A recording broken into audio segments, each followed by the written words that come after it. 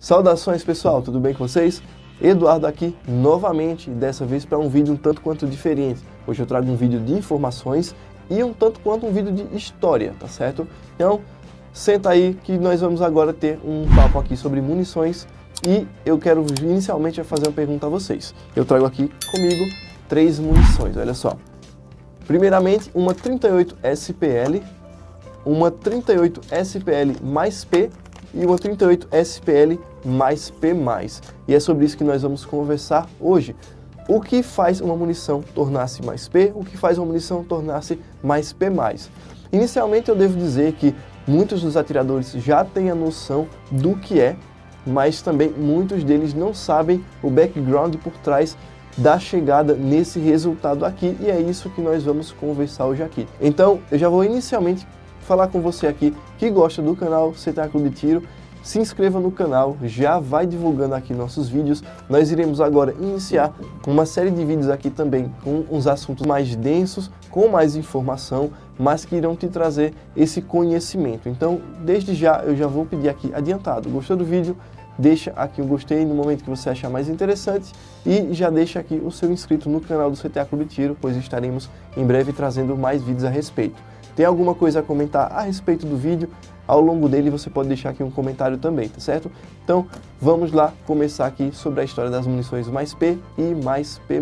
Bom, as munições mais P e mais P+, elas recebem essa denominação porque são munições que acrescentam muito mais pressão à câmara da arma no momento da explosão. Ou seja, quando a munição é disparada, as munições mais P, elas acabam trazendo uma pressão muito maior na câmara, o que vai fazer com que a munição sofra um aumento muito maior no seu giro, quando ela vai passar por todo o raiamento, além também de maior impacto ao acertar o alvo. As munições mais P+, elas já conseguem fazer tudo que a mais P faz, só que elas ainda são mais fortes.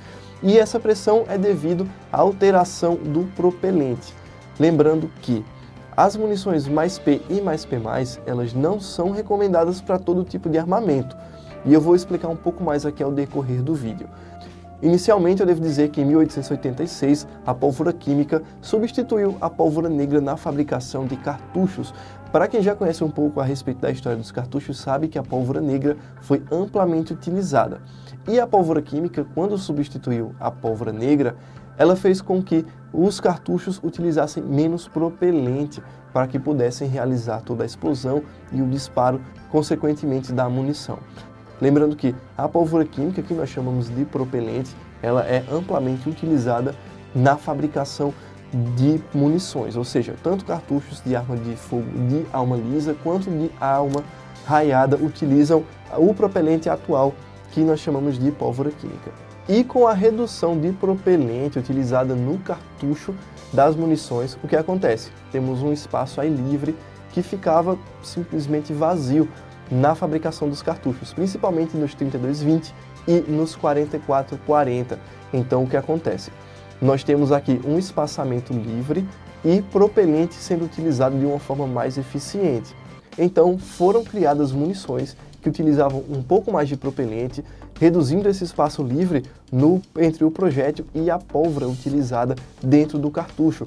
O que acontece? Temos aí uma munição mais P. Lembrando que, na época, essas munições elas conseguiam aplicar mais pressão às armas, então não era qualquer arma que utilizava.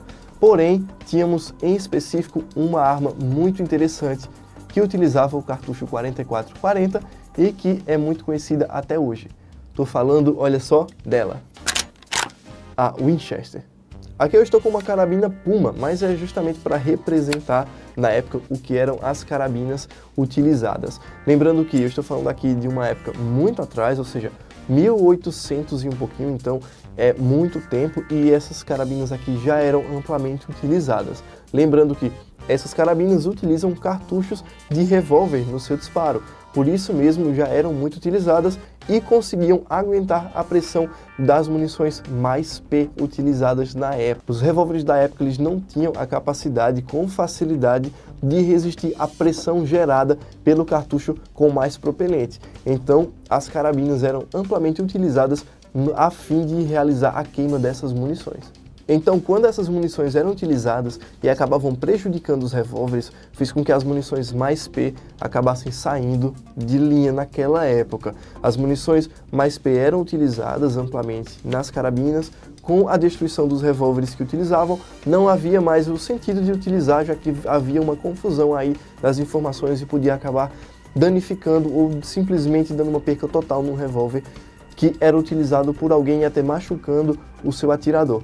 Então, apenas em 1920 nós recebemos de fato as primeiras munições mais P que foram de fato ao mercado. Então, em 1920, quando elas de fato começaram a ser fabricadas com a nomenclatura de mais P, essas munições foram amplamente utilizadas para rifles, carabinas e revólveres de armação reforçada, que eram justamente os revólveres que conseguiriam aguentar a pressão causada pelo disparo de uma munição mais P, principalmente os revólveres Colt.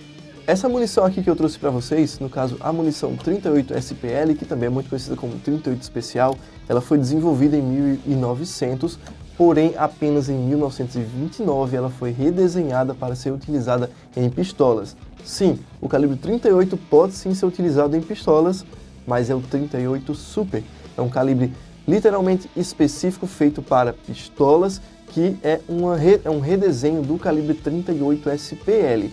Ele então recebeu a primeira versão sua em mais P, que foi o 38 Super mais P, e que foi um sucesso estrondoso de vendas na época, sendo por muitos considerado simplesmente o melhor calibre para pistolas da época, que era o 38 Super, inclusive por utilizar uma versão da sua munição com mais propelente. Porém, elas só começaram a ser amplamente divulgadas e conhecidas em 1974, quando a SAMI adotou a nomenclatura mais P como denominação de munições que utilizavam mais propelente e assim causavam mais pressão à câmara das armas no ato da explosão. E com o passar dos anos, a indústria armamentista foi desenvolvendo-se, ganhando tecnologia e fez com que as munições mais P tornassem amplamente mais divulgadas ainda e fez com que as armas conseguissem resistir ainda mais às pressões dos disparos realizados com essas munições.